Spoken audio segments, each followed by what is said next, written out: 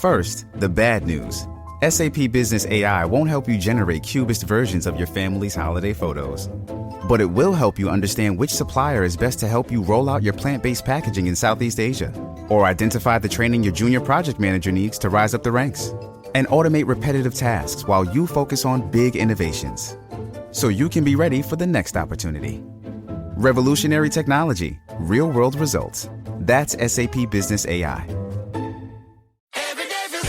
Circle K's new free Inner Circle membership program is all about making it easy to reward you with the things you'll love. Sign up and save 25 cents per gallon on your first 5 fill-ups. Plus, get every 6th free on a tasty selection of Circle K products. We're talking piping hot pizza, fresh coffee, ice-cold fountain drinks, and more. Join Inner Circle for free by downloading the Circle K app today. Terms and conditions apply at participating locations. Visit CircleK.com for details. At Salesforce, we're all about asking more of AI. Questions like, where's the data going? Is it secure? Are you sure? Are you sure you're sure? Get answers you can trust from Salesforce at askmoreofai.com.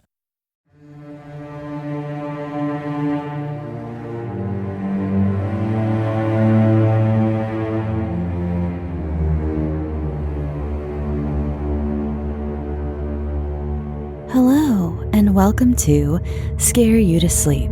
I'm your host, Shelby Scott, and I'm here to read you some scary bedtime stories. Quickly, I just wanted to thank those of you who wished me well through my illness last week. I had such an overwhelming and unexpected response to having to cancel last week's episode, but it was all kindness and love and well wishes, and I thank you so much. Seriously, between all the social media apps, I just let everyone know that there would not be an episode.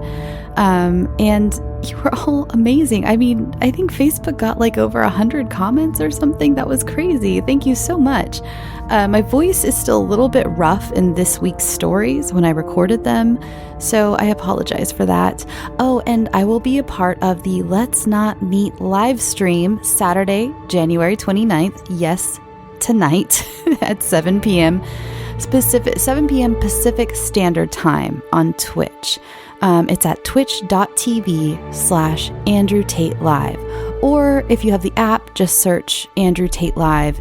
And I recorded a video for him, and I'll be in the chat to talk to you all and all the amazing Let's Not Meet fans. So come say hi. Before I introduce the first story, I want to let you know that the second story of this week's episode is a sneak peek of my new creepypasta series that I have started on Patreon. So Patreon subscribers, you may have heard it already, but I thought I would give those of you who are not part of Patreon a snippet so you can see if you like it enough to join. That's not the only thing on Patreon, but it's the new thing I've started, so I just wanted to let you see and see if maybe you were on the fence of joining before, and maybe this is the thing that will tip you over into supporting the show on Patreon. But first up this week is from a new author to the show, Mitchell Robinson. And I know quite a few of you have been jonesing for some cryptid content. Looking at you, Rosemary. And Mr. Robinson has provided that for you. Here is Disaster Follows.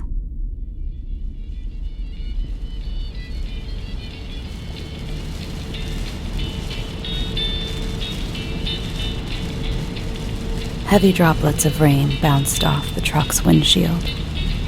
Too much for the wipers that drowned under the waterfall of the glass pane that separated me from the stormy woods and the mud that my tires drudged through. Rainwater sloshed in waves within the truck bed, but that was okay. She was in the truck with me, where she could stay dry. The headlights of the truck were dim on a good day, when it wasn't storming, and they didn't have the task of lighting the whole forest by themselves. So, unfortunately, that night, they were useless. Every so often, the truck would drive beneath the limb of one of the overhead trees for long enough to break the constant static of pounding rain. But when I passed the limb, it fell heavier, covering once again the Buck Owens song on the radio. I couldn't quite tell what song it was. The static of the rain on the truck roof drowned it out. But it had to be old Buck. I would recognize that voice anywhere. Underneath her, in the front seat, was a 6-pack of PBRs. Or at least, it used to be a 6-pack. Only 3 of them were still in the plastic ring. The other 3 were on the floorboard, with their tabs open, empty. They were accompanied by a few more empty cans from a since-disposed-of different pack, and a full box of shotgun shells. I pulled the 3rd from the last can from the base of the leather seat and cracked it open with one hand. Foam spilled out over my hand and onto my blue work shirt on the way to my mouth. Amy would have objected to my drinking, especially drinking while driving. That's why the beer was still warm and still in the plastic packaging. I had just picked it up from the Pick and Save grocery store. It was one of the only 2 stops I had made on what I guess will probably be the last road trip I ever take. I never used to keep liquor in the house, not even beer or wine, because of Amy. She was a born-again Christian, and RJ was well on his way to be one too. Even though, retrospectively, I was further from conversion than she would have figured, I still agreed to abstain from drinking in the house. "It'll be a bad example to RJ," she would say. And she was right, like she always was. "He's only 6 years old," I would futilely rebuttal. "He's not thinking about that stuff." "You don't think that he's watching every move you make?" And he was. So that was that as far as the drinking went. For the time being, anyway. It was Christmas Eve, and unlike any Christmas Eve I can remember, especially in the last 6 years. The only significance was that it had been 9 days since my wife and son left the house for the last time. It had been 9 days since I had gotten that phone call before I pulled my phone out of the wall and smashed it on the kitchen floor into 100 pieces. The worst part was that I could have gone with them. This was, of course, one of the many worst parts that I constantly reminded myself of in the hundreds of inescapable hours of thought that had plagued me. But the one that I kept coming back to. Amy had asked me on that Friday morning before I went to work if I was coming to the tent revival with them. "Reverend Aaron Watts will be there, Raj. You said that the next time he came into town you wanted to hear him speak." As much as I would have liked to deny recognizing any evangelist's name, and that the exchange that she described between us happened exactly as she said it, I couldn't. I really had told her that the last time Reverend Watts was in town, because of how she raved about his preaching, that if he came back, all 3 of us would go hear him. Even though I thought that Watts would probably never come back, or at least that when he did, Amy would forget about it. Part of me really meant it. Or at least, I would like to think so. Maybe if we hadn't had the conversation at 4:45 a.m. just before I went to work, after what seemed like a particularly long week, I would have said sure. But I turned her down and went to work. It must have been about 2 hours after our conversation, while I was at the cement plant. Amy woke up RJ and asked him if he wanted to come to the tent revival with her. Maybe he asked if Daddy was coming first. Thought a little harder when she said no and sorry, but said that he did anyway. Or maybe he didn't ask about me at all. Maybe he said that he didn't really want to go, but decided to anyway when he saw the disappointed look in his mother's eyes. Kids have more sympathy for adults, especially their parents, than most people realize. Whatever their conversation looked like, the two of them decided that they would go.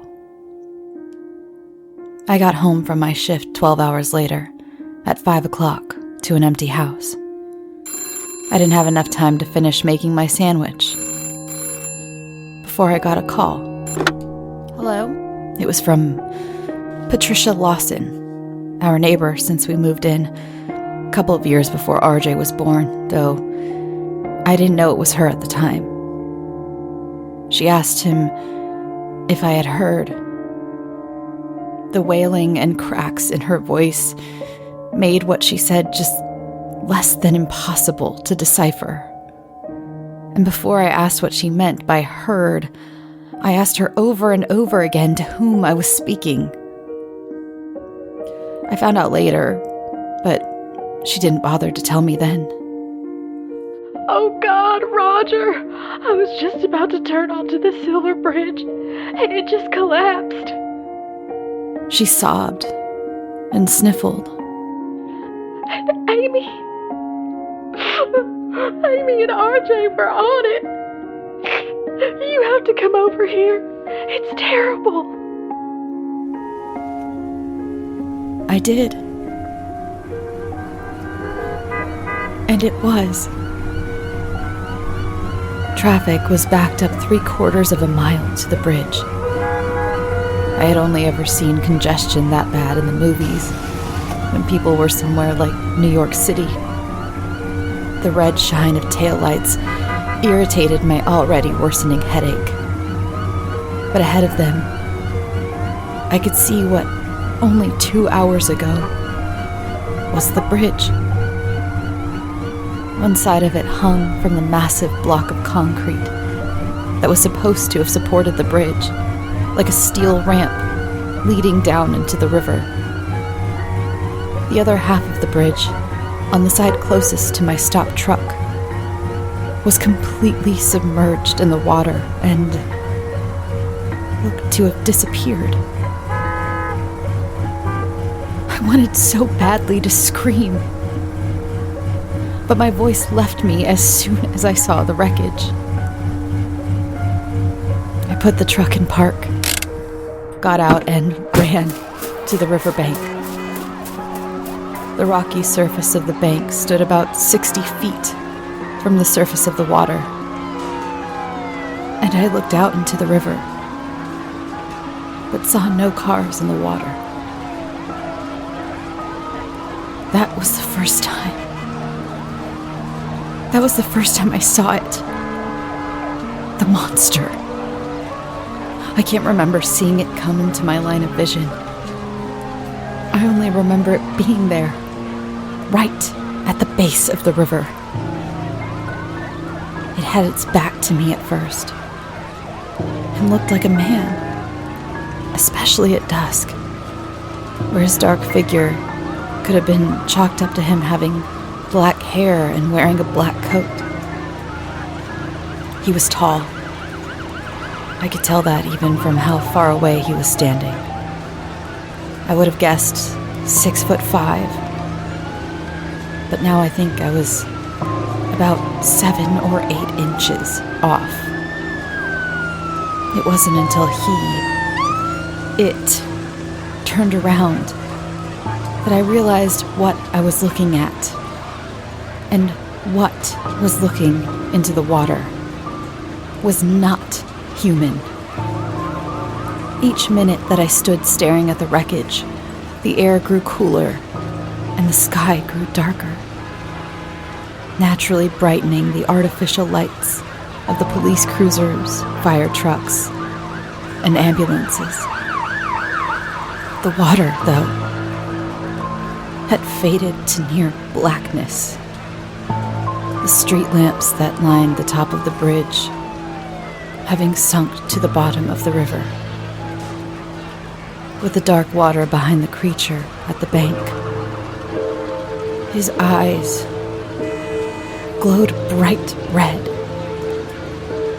I looked into them, unable to shut my own, that were red in their own right and wet with tears, and they began to burn. In these 4 months since, I have struggled with the idea that maybe the next thing I remember did not actually happen. The nightmares, which have not contained themselves to night alone, and my frequent lapses of memory have obscured the line of reality and illusion so violently that I hesitate to tell any of this story, but at the risk of sounding delusional, I must. As I stared, unwillingly, into those circular red eyes that took up most of its face and were unhidden by human eyelids, I could hear his voice. For only a moment, the screams of the mothers and children and neighbors and friends and sirens and car horns deadened in my mind and were replaced by this thundering rumble in my ears. It was so low that my whole chest shook with it, but the ground under me did not. I wanted so badly to look around and see how everyone else was reacting to what surely must be an earthquake, but I couldn't take my eyes off the thing. Thinking back on it, looking to everyone else, would have done me no good. Because it was only I who heard it. Who heard it. Its voice was the only thing that I could hear over the bass rumble. I can't describe how it sounded except to say that it was almost human. Physically, the monster was far from it. But in his voice, there was an artificial, distinctly human quality. It was an imitation, nearly passable, but by virtue of coming from that thing, the closeness made it all the more abominable. It must have stood no nearer than 50 yards from me. But his voice was in my brain, as if I was the one thinking it. It said, "So long for successor, Hottie Rio." That phrase, as inconsequential as the meaning is to me, has not left my mind since its forced entrance. Maybe it's from its own language. Maybe it means no more than a dog's bark or a pig's squeal. But I can't help but think it was that thing's way of talking to me. When the booming buzz left my ears, and they refilled with sirens and screaming, and the howling of the freezing wind, my eyes were no longer locked with its. I jerked my gaze away and blinked, feeling like I had been maced. When I looked back, the creature spread its wings that were twice the size of its body, which it had been hiding during our conversation, and flew straight up into the air. The moon on that night was covered by dark nighttime clouds, as were the stars, so it disappeared into the blackness of the sky, traceable by only the beam of red lights that radiated from its evil eyes. I can't remember anything else that happened on that night. I think that Patricia drove me home, but I don't know how my truck made it back to the house. I don't remember going to bed, but I woke up the next day, having missed the morning completely, in my undershirt and briefs, as I would have chosen, and on the side of the bed that I always sleep on, despite the emptiness of Amy's side. I remember very little of the week and a half that fell between the collapse and my road trip to the woods. I couldn't bear to be in the house alone. But my boss, a good friend to me and my father, who worked at the same plant as me before his passing, told me to take a couple of days off. So, I spent a lot of time at Nick's watering hole. It had been several months, at the very least, since the last time I'd been there. But the one thing I do remember is that Big Frank, the bartender, was happy to see me. December 26th started the 4-day binge that would cost me my job when I tried to go back to work. As good a friend as my boss Pete Anderson had been to me and my father both, I made the decision for him when I punched Gary Felton in the mouth for asking about Amy and RJ, and on the second swing, caught Mr. Anderson in the eye, then passed out. This was one of the stories that had to be told to me after it happened.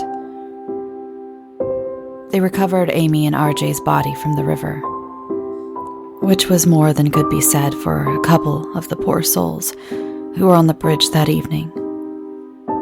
Amy's mother and father, whom I have never been fond of and who would give a similar, if not harsher, account of me, arranged it. They told me that the three of us came to the conclusion together that I was in no shape to handle it, and they would take it with care. I'll have to take their word for that one. But regardless, they were right. On the morning of the funeral, the 21st of December, I woke up in a jail cell with the second worst hangover of my life. At that time, it was the worst. If they had told me that I had beaten a guy to death the night before, I wouldn't have even pretended to be surprised.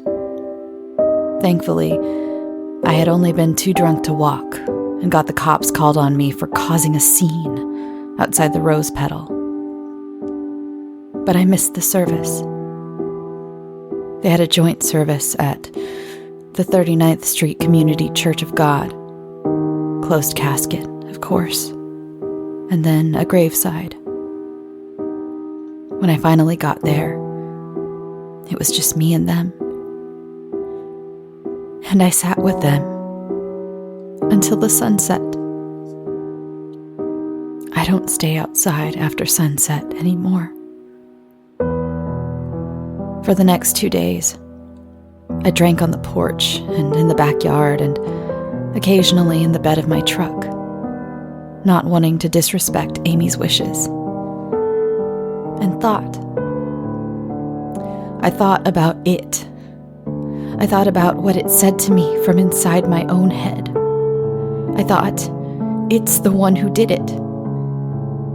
I thought that a lot. I don't know exactly how I knew, but I knew it all right. I still do. I heard on the radio since then that it came to warn us about it. The collapse, I mean. Other people had seen it. Or at least they claimed they did. But no one that I've heard has said it talked to them. Maybe that's how I know that it didn't come to warn the town of the disaster. It came to cause it. I don't claim to know exactly how the creature works or even what it is. What I do know, though, is that thing was inside my head. And I looked into its eyes, and they were wicked, and its voice was wicked. As far as I can tell, that means that I know more about it than anyone else in town, and that makes it mine. It chose me, and now it's mine. I think that's how I knew where it would be on Christmas Eve. As the woods thickened on either side of the truck, the mud trail faded to a grass trail, and soon it would cease to be a trail at all. That's how I knew I was getting closer. It was a monster, and monsters live in the woods. I crushed the empty can and tossed it on the floorboard with its kin, and reached out towards her. I slid my hand up and down her barrel, then down to her wood stock. She was tall and slender, with her butt on the floor, and her muzzle leaned against the headrest, riding shotgun. I felt for her trigger, but dared not to push it. Not yet. In time, I told her. She was a Remington 870 12 gauge, and she was a beauty, and the only woman left in my life. I never did much hunting myself, just used her for protection around the house. And that meant the poor thing got left locked in the cabinet for too long. And boy, was she happy to come with me.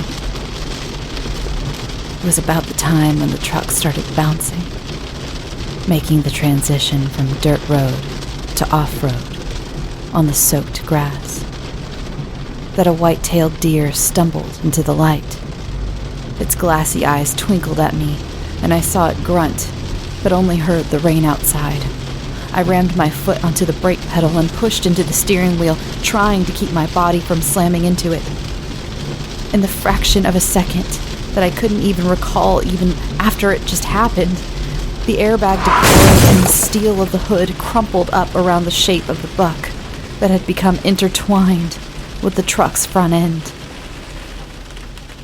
I laid my head back on the headrest, and when I consciously looked in front of me, after God knows how long, the bloodied body of the deer was lit by only one headlight that now faced the wrong direction.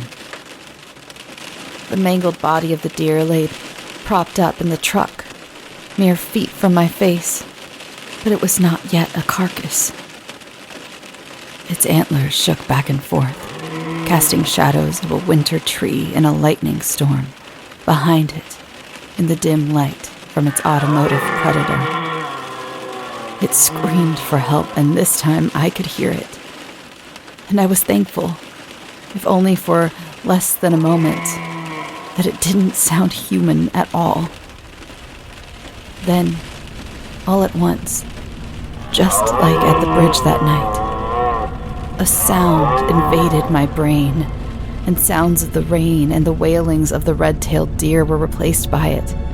It was the deep, static sound, and it was so loud that it felt like it was swelling inside my brain, spreading it apart. It distracted me long enough that I missed the deer disappearing from right in front of my cracked windshield.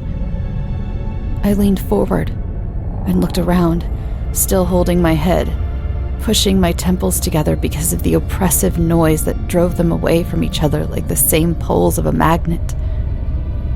But it was gone. I reached for her from the front seat, but I was forced back into the headrest of my own. The buck wailed again, and now so did I. My windshield had caved in toward me and sprinkled bits of glass onto the dashboard. The deer's body filled what was now the bowl of the glass pane, almost close enough to touch my nose, and no longer moved its antlers, but still cried that horrible noise, barely penetrating the ring in my ears. It, the creature, fell from the sky, invisible to me for the roof of my truck, wrapped its wet, furry, gray fingers around the deer's body, and pulled it up with it when it ascended back into the sky and dropped it back on the windshield. I stepped on the gas pedal, and the car roared but did not move. I pulled the handle and pushed on the door, but it was bent inward and would not budge. Then the deer, now a carcass, fell onto the windshield for the third time and broke through. Its antlers ripped into the leather interior and scratched holes into my shirt.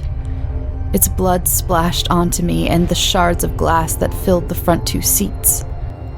I pulled her out of the passenger seat, and by the time I swung her around to where the deer had been, It was soaring 20 feet in front of the truck and into a tree where it bounced limply off and fell to its gravesite.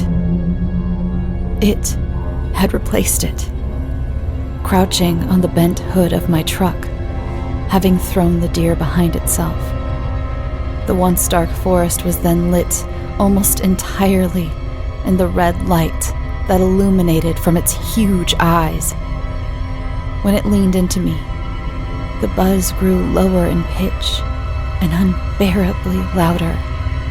The only sound that stopped it was the blast from the shotgun that it thrust its body into. It flew back, this time not with the 10-foot wings that were outspread from its back, but from the force of the 12-gauge.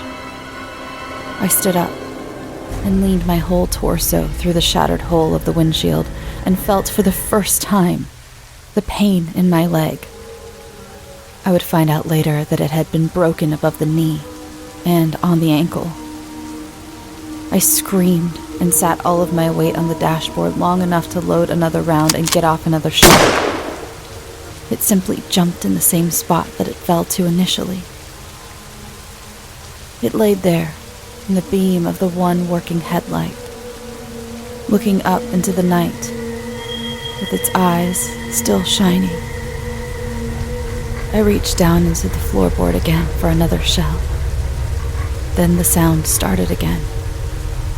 A warm stream of blood flowed out of both of my ears, and I dropped the shotgun to cover them in a final effort to keep my head from exploding. I looked down at my hands, and the thick blood they were covered in was being washed away in the rain. Then they were illuminated in red light. The monster was standing. It looked at me, and I couldn't look away, nor could I move my hands to reach for the gun. Its wings were spread, and some of the light escaped through the holes in the thin skin that was stretched over them. It also had dark holes in its stomach that bled heavily down his legs and into the mud. Dark blood, almost human. It did not try to fly at me this time. It only stared at me, and I at it, until I could take the noise in my head no more, and fell out of the truck. I laid there on the ground with the rain falling on me for only a moment, before I passed out.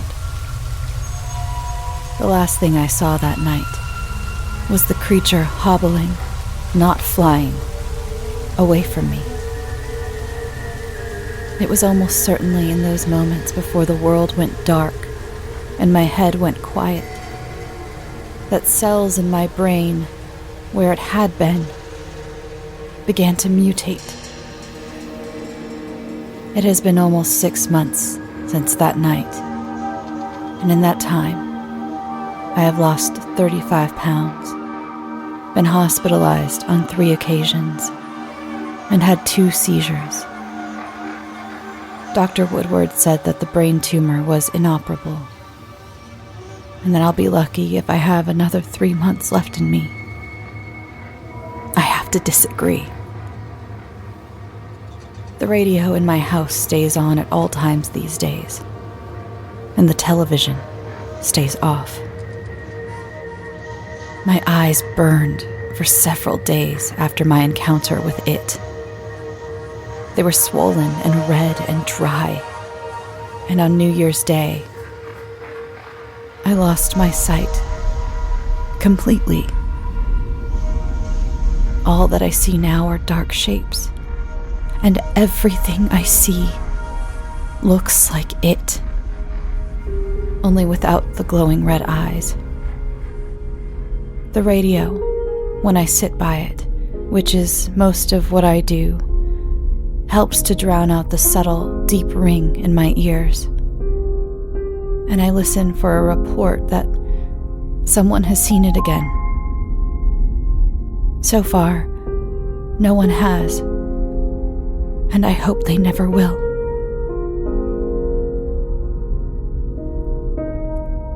not as optimistic as I once was. Goodbye, all. Signed, Roger Millette, Sr.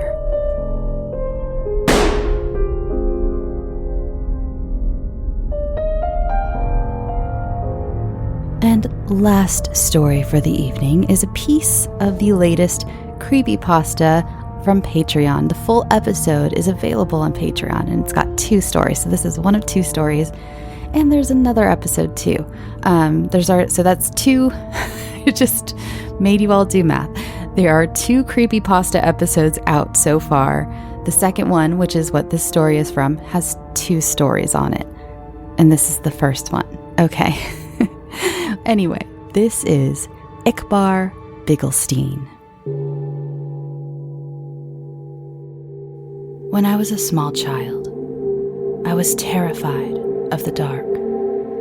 I still am, but back when I was around 6 years old, I couldn't go a full night without crying out for one of my parents to search beneath my bed or in my closet for whatever monster I thought was waiting to eat me. Even with a nightlight, I would still see dark shapes moving around the corners of the room, or strange faces looking in on me from my bedroom window. My parents would do their best to console me, telling me that it was just a bad dream or a trick of the light.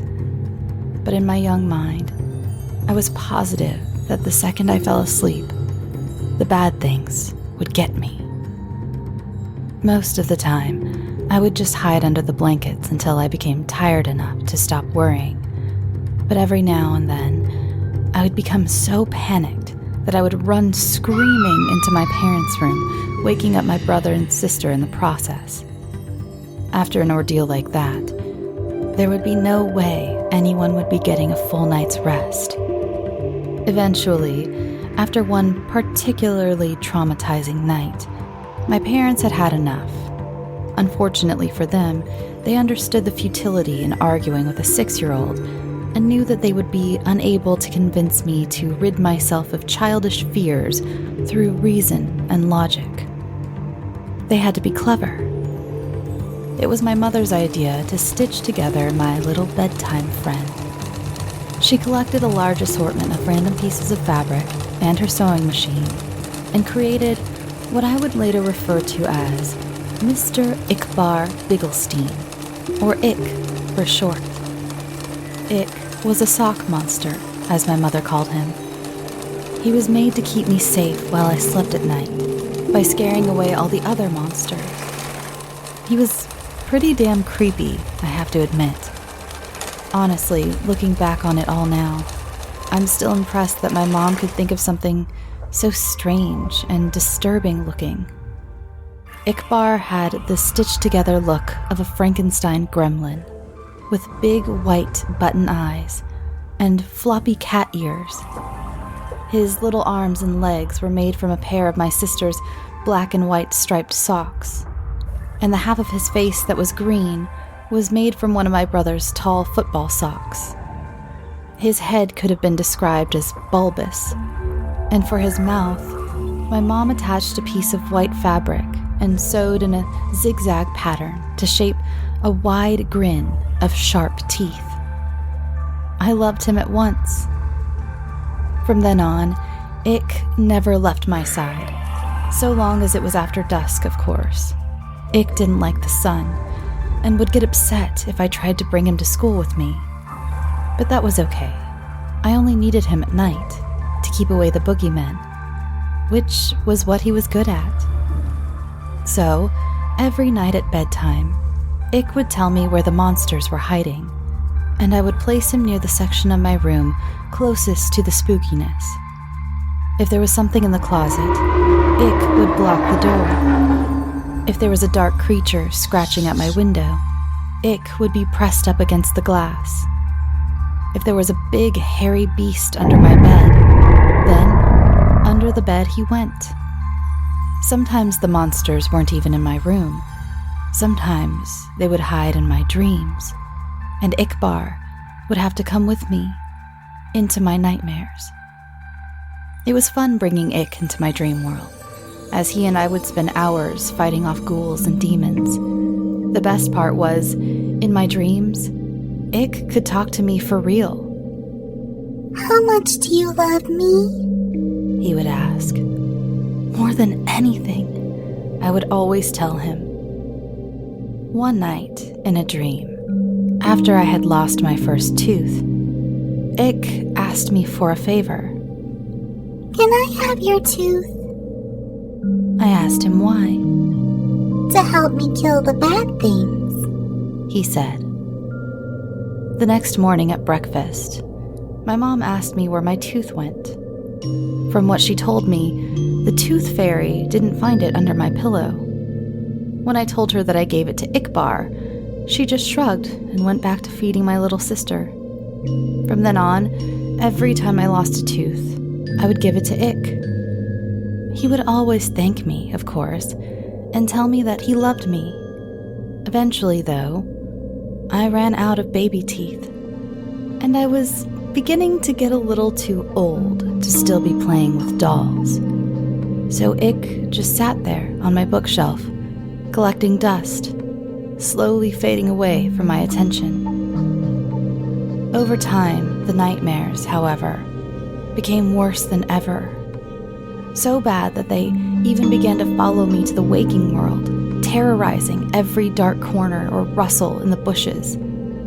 After one particularly bad night, biking home from a friend's house, where I swore a pack of rabid dogs were chasing me, I got home to find something strange waiting for me in my room. There, on my bed, standing fully upright in the soft glow of the moonlight from my window, was Ikbar. At first, I just thought my eyes were playing tricks on me again. They had been all evening, so I tried to flick on the lights. Another flick of the light switch, then another and another, with no change to the darkness. It was then that I started to get nervous.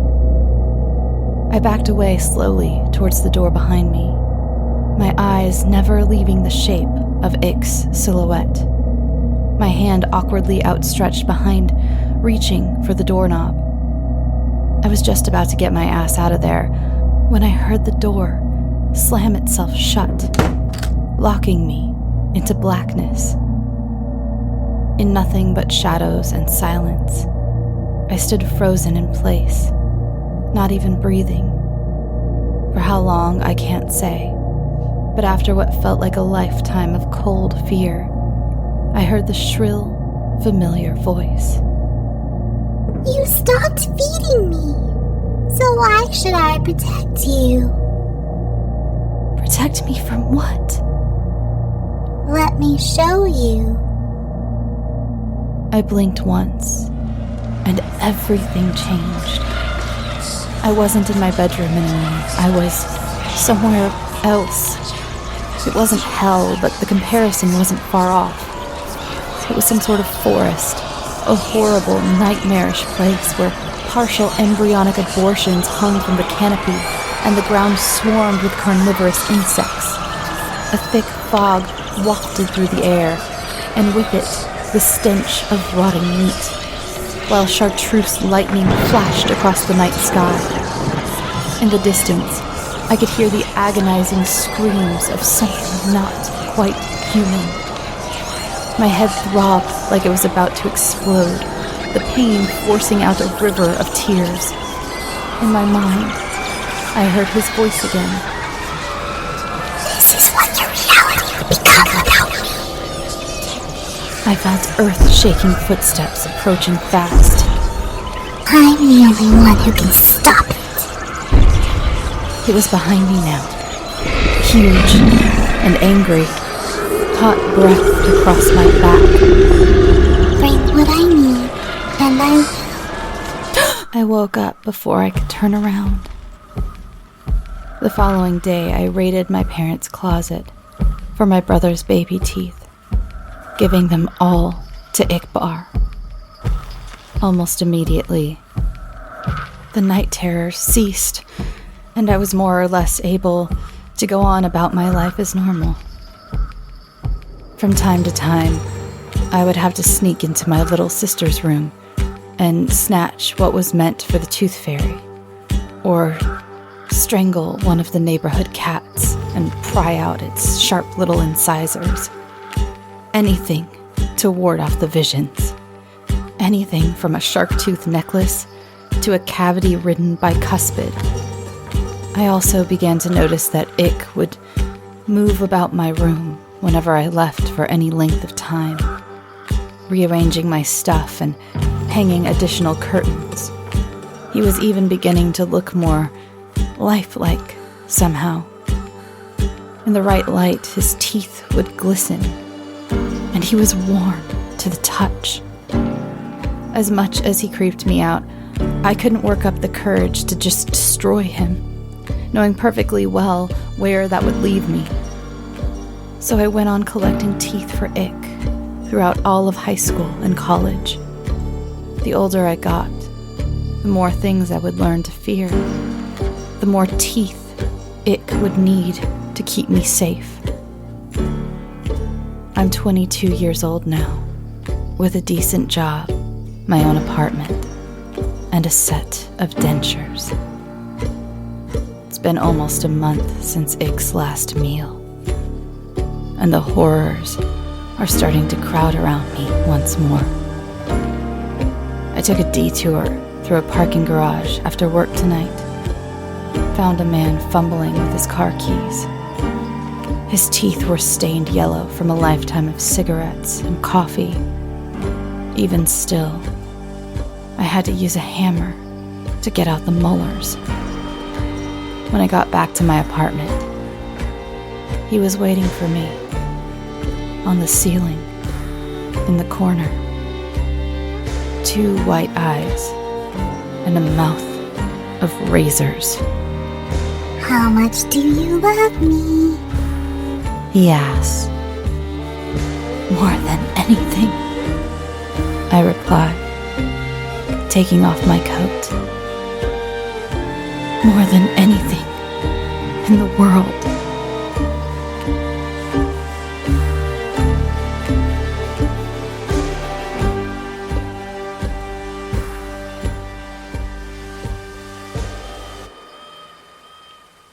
Hey there, it's the new year. You've got mood boards and resolutions, and work is back in full swing, and you don't need any extra stress in your life. And Factor's ready-to-eat meal delivery takes the stress out of meal planning and sets you up for success in the new year. Skip the grocery stores, prep work, and cooking fatigue. Instead, get chef-crafted, dietitian-approved meals delivered right to your door, with over 35 meals to choose from per week, including options like keto, calorie smart, vegan plus veggie, and more. Plus over 55 weekly add-ons. You'll have a ton of nutritious and flavorful options to kickstart your resolutions. Forget frantic lunch preps and rush dinners. Factor's 2-minute meals are your secret weapon in the new year. Fuel up fast with restaurant-quality meals, all delivered right to your door. Factor now offers loads of snack options like breakfast, smoothies, juices, snacks, and more to keep me going no matter what's on the schedule. Skip the overpriced takeout trap.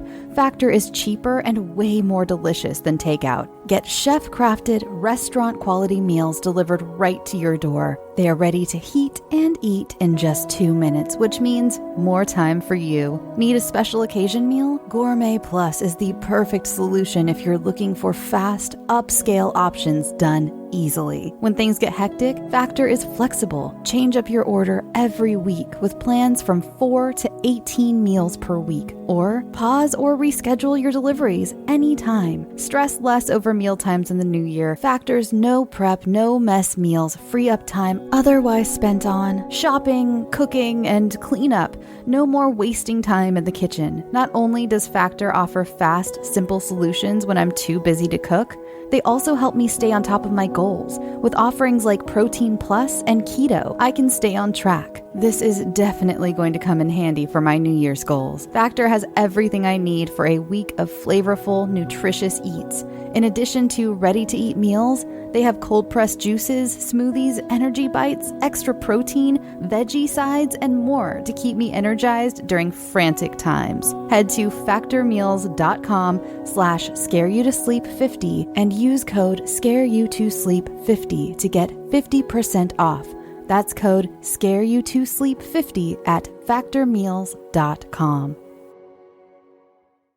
As many Scary to Sleep fans know, I've been going through a lot of changes in my life. And one thing I've been doing is getting my finances much more organized, and that includes paring down some of the subscriptions I pay for. It feels like everything is a subscription these days, be it for the gym or streaming services or music, the list goes on, and something that has helped me tremendously is Rocket Money. They not only helped me cancel subscriptions that were a pain to try to do myself.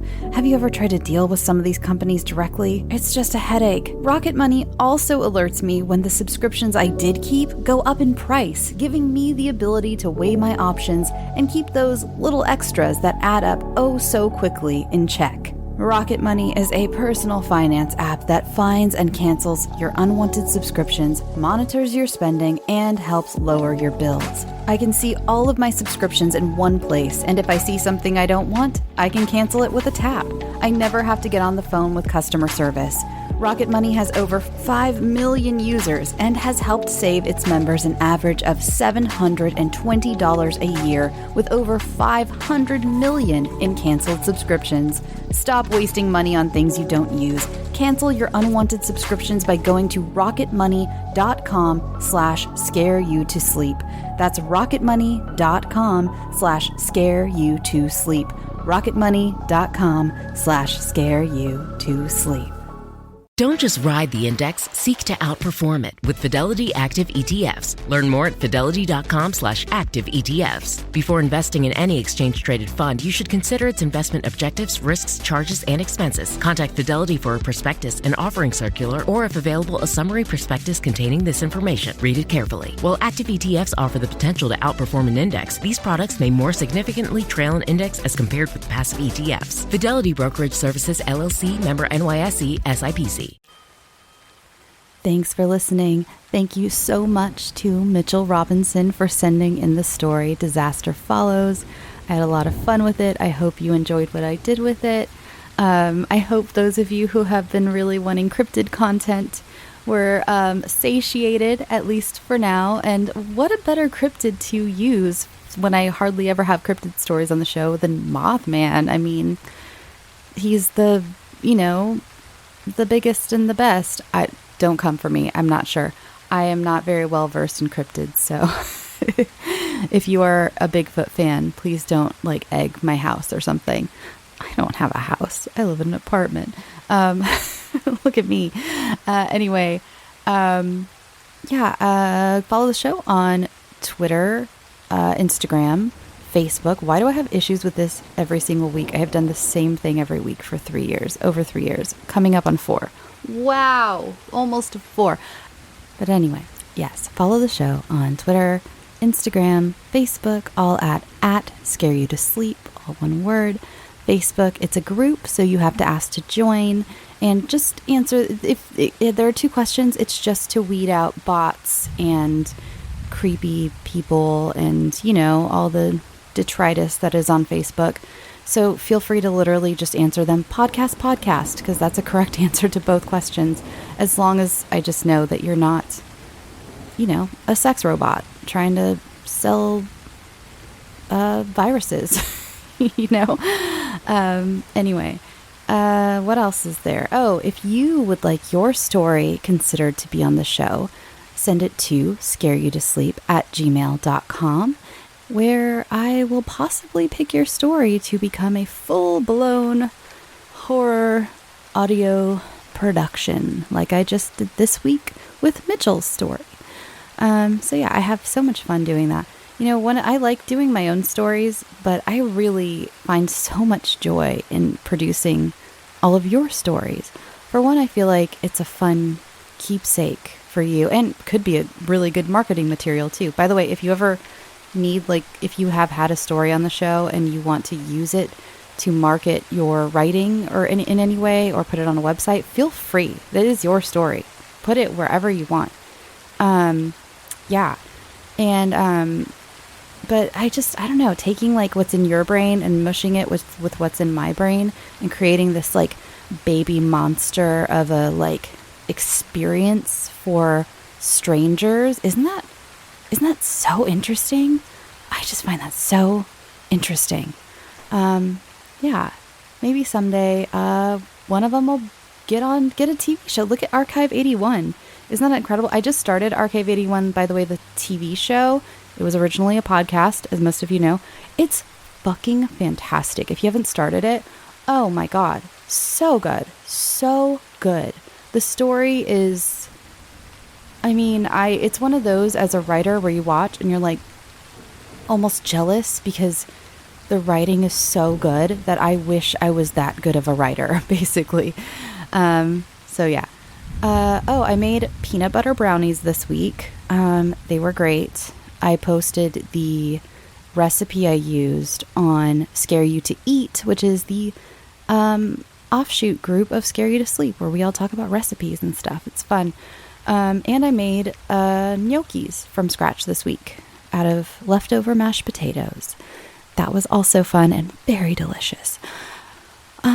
I think that's all for tonight. I hope this was a satisfactory amount of rambling.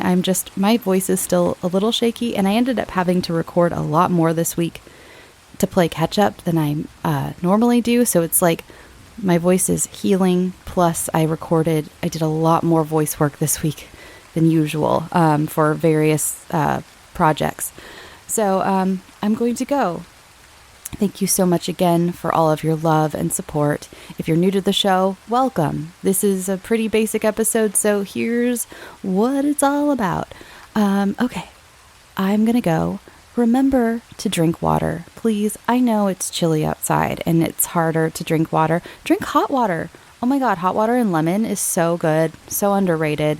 Just hot water, it's good. Maybe that's weird, but I like just drinking hot water sometimes. So, yeah, go drink water, and go get some sleep. Sweet dreams. Oh, I'm so sorry. Before I go,